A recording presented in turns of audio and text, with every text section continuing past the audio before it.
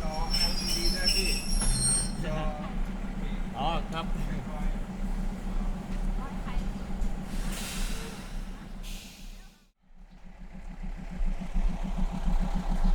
แล้วเมื่อวานนี้กลับบ้านเดียวโดนด่าเลย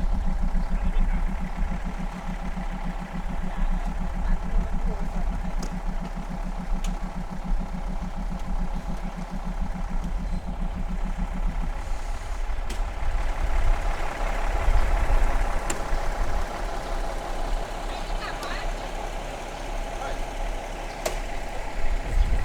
ชุมทางแก่งคอยครับวันนี้เรามาถึงเช้า8 โมงพอดีแล้วก็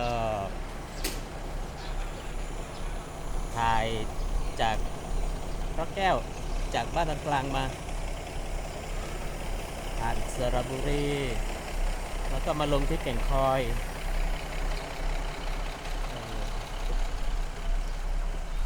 เดี๋ยวเดินดูการก่อสร้างท้ายสัญญาที่4-7ซะหน่อยดูต่อหม้อที่เป็นเพียร์เซกเมนต์พร่อม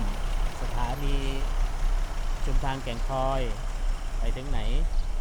ภายใต้สัญญาที่4-7แล้วก็จะเดินไปดู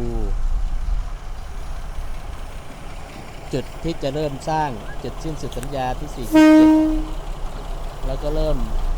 จะสร้างสัญญาที่3.1ต่อแล้วก็คลิปต่อไปแค่เริ่มเป็น3.1ไปถึงมวกเหล็กเลยครับวันนี้เลยครับต่อหม้อแบบการยื่นสมดุลกำลังรอช่วงปลายต่อหม้อตัวนี้เราถ่ายตั้งแต่เห็นเป็นเสาเข็มนู่นนะครับใช้เวลาหลายเดือนอยู่ในคลิปที่ผ่านมาหลายเดือนผ่านไปก็เรียบร้อยพร้อมที่จะ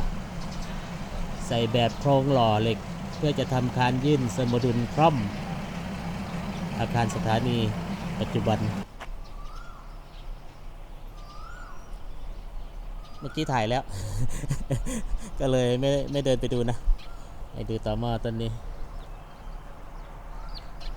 ใช้เวลาอยู่ครับเพราะใหญ่มากเลยระยะห่างที่คล่อมตัวอาคารสถานีจะอยู่ประมาณ60 เมตรของสถานีชุมทางแก่งคอย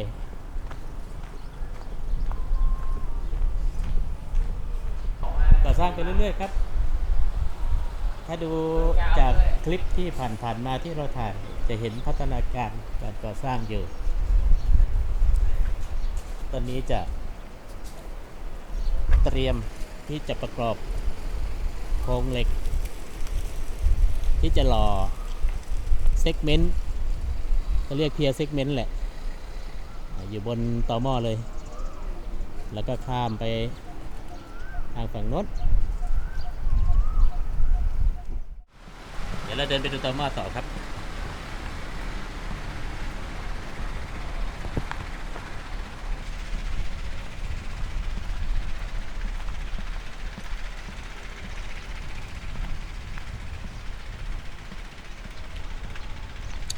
หม้อใหญ่มากเลย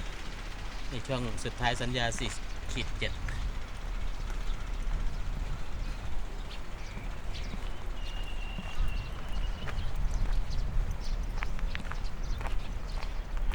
บรรยากาศดีครับ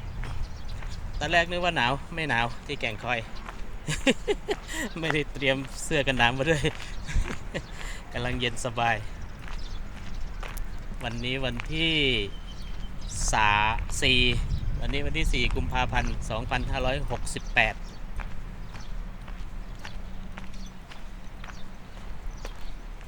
ของสัญญาที่ 4.7 ก็ไปเรื่อยๆครับ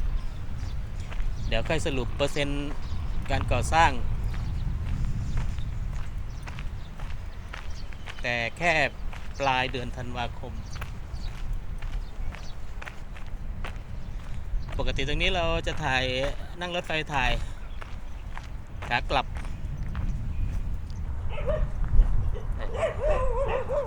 เจ้าถิ่นเจ้าถิ่น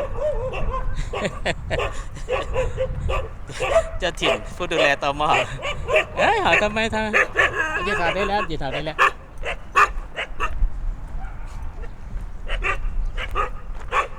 องครักษ์พิทักษ์ตม.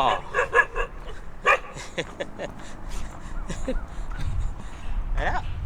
ยืดถ่ายได้แล้ว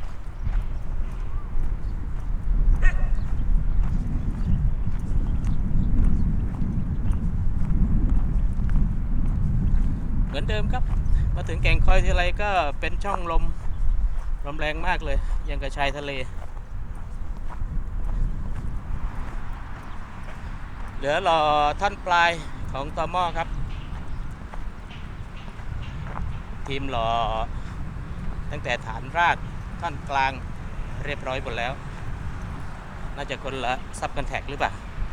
น่าจะคนละทีมหรือเปล่า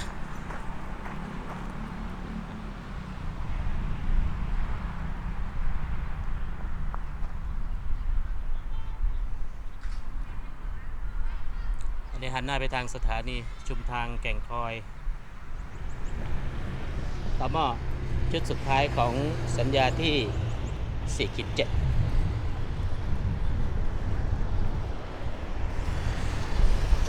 นี่ครับตม.ต้นสุดท้ายของสัญญาที่ 4-7 แต่ไม่รู้ว่าหมายเลขเท่าไหร่